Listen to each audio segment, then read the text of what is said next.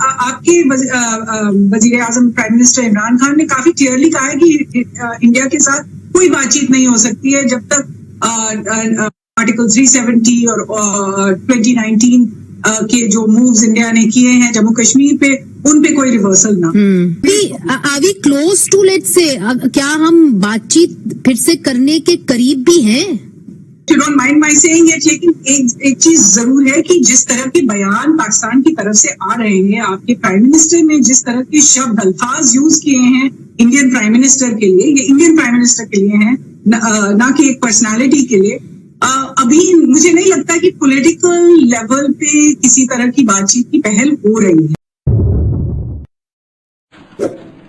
आपने सबसे पहले घबराना नहीं है, बाहसियत कौम हम इसका मुकाबला करेंगे। और आज को हिंदुस्तान की तरफ से मिसाइल फायर किया गया। पाकिस्तान के नेशनल सिक्योरिटी एडवाइजर मोहित यूसुफ का कहना है कि एक सुपरसोनिक मिसाइल 40,000 फीट की बुलंदी पर परवाज करते हुए 250 किलोमीटर का फासला तय करते हुए पंजाब के एक छोटे से शहर मियां चन्नू में गिरा, और मियां चन्नू बैनुल अक़वामी सरहद से 124 किलोमीटर के फासले पर वाक़े है। इंडिया के वजीर दफा राजनाथ सिंह ने पार्लियामेंट में कहा कि ये जो वाकया है ये एक हादसा था।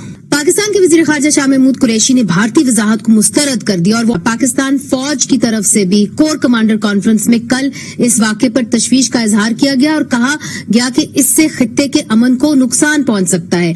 पाकिस्तान के वजीर खारजा इस हवाले से अक़वामी मुत्तहिदा के सेक्रेटरी जनरल एंटोनियो गुटेरेस और सिक्योरिटी काउंसिल की सदर को भी खत लिख चुके हैं। इंडिया और पाकिस्तान बराह रास्त बातचीत के लिए तैयार है। क्या वजह हुई कि पाकिस्तान ने ये जो मिसाइल है इसको गिराया नहीं? चूंकि पाकिस्तान की सेटल टेरिटरी मियां चन्नू पंजाब के अंदर आके ये गिरा। देखिए, ये तो एक इंतहाई गैर जिम्मेदाराना काम हुआ कि दूसरी तरफ से मिसाइल आया, फिर आप एक और गैर जिम्मेदाराना काम करें कि उसको दागने के लिए या उसको गिराने के लिए भी आप फायर करें, क्योंकि उस वक्त कम से कम 4 फ्लाइट्स, कमर्शियल फ्लाइट्स जो हैं वो उस वक्त हवा में थी। फिर ये भी आप देखिए कि अगर मिसाइल जाके किसी और जगह गिरते हैं, क्योंकि वॉरहेड हमारे तो मिसाइल पे लगा होता है, अगर हम मारते तो नेचुरली उसका नुकसान भी कहीं ना कहीं हो सकता था जी।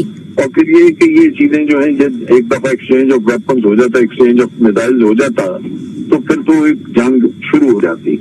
सो ये इंतहाई गैर जिम्मेदाराना सी हरकत हुई है, जिसमें कि नीयत क्या है, आप कहते हैं कि जी हम तो एक्सीडेंटली ये हुआ, लेकिन ये साबित करने के लिए तो इंक्वायरी ही की जरूरत है जिससे अंदाजा हो सके। और जनरल साहब, ये दुरुस्त है कि पाकिस्तान जवाबी कार्रवाई के लिए तैयार था? ये दुरुस्त है, जब आपके रेडार पिक करते हैं ना जी, तो उस वक्त ये सारा सिस्टम जो है आगे वो रेडार के साथ कनेक्टेड है, और सिर्फ आपने उनको इंस्ट्रक्शंस देनी है, रेडार ने यानी खुद इंस्ट्रक्शन जो देनी है वो आप उसको मैनुअली दे रहे हैं, और नतीजा ये कि वो मिसाइल निकल जाएंगे आपके डिफेंस सिस्टम से उसके खिलाफ। अगर जंग का माहौल हो जाए और आपको अंदाजा हो कि अब जंग हो सकती है जी, तो फिर ये सारा कुछ ऑटोमेटिक सिस्टम पे चला जाता है। फिर वो रेडार खुद ब खुद ऑर्डर दे देता है कि ये थोड़ा सा फर्क है इसमें कि पीस टाइम में आप रेडार्स को ऑर्डर डायरेक्ट नहीं देने देते, और जब ये जंग का माहौल हो तो फिर रेडार ऑटोमेटिक में वो उनकी तरफ से नेचुरल जैसे वो स्पॉट करेंगे किसी चीज को वो ऑर्डर चला जाएगा और वो फायर करेंगे। ठीक है।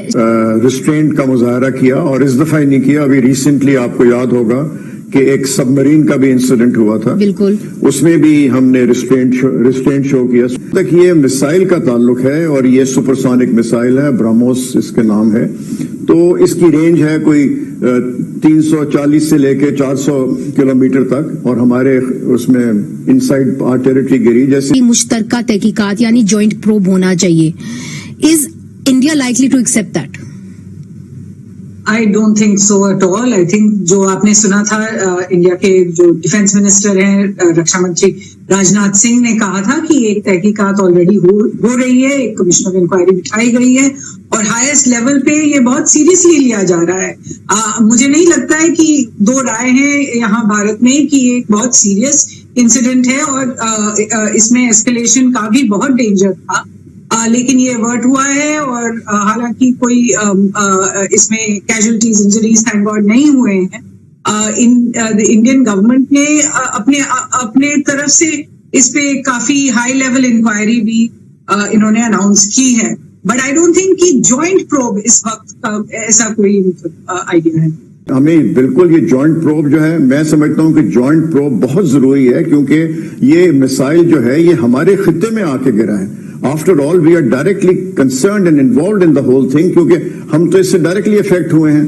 तो जॉइंट प्रोब तो बिल्कुल होना चाहिए। इन्वॉल्व का मतलब है कि हमारे खित्ते में आके गिरा है। तो मेरे ख्याल में ये हमारी डिमांड जो है ये बिल्कुल बजा है जॉइंट प्रोब के लिए। आप चूंकि बातचीत करती रहती हैं हुकूमत के अंदर जो पॉलिसी मेकर्स हैं उनसे भी, मुझे ये बताइए कि क्या इस वक्त मोदी सरकार इस मूड में है कि वो पाकिस्तान के साथ बाहमी ताल्लुकात जो है फिर से शुरू करे और बातचीत बराह रास्त गवर्नमेंट टू गवर्नमेंट लेवल के ऊपर हो?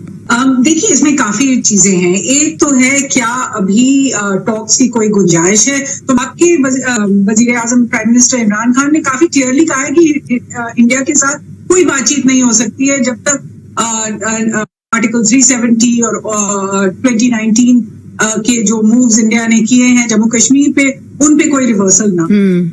Are we close to, let's say, क्या हम बातचीत फिर से करने के करीब भी हैं?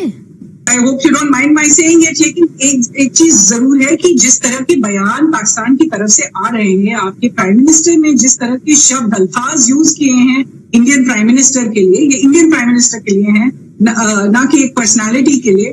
अभी मुझे नहीं लगता कि पॉलिटिकल लेवल पे किसी तरह की बातचीत की पहल हो रही है।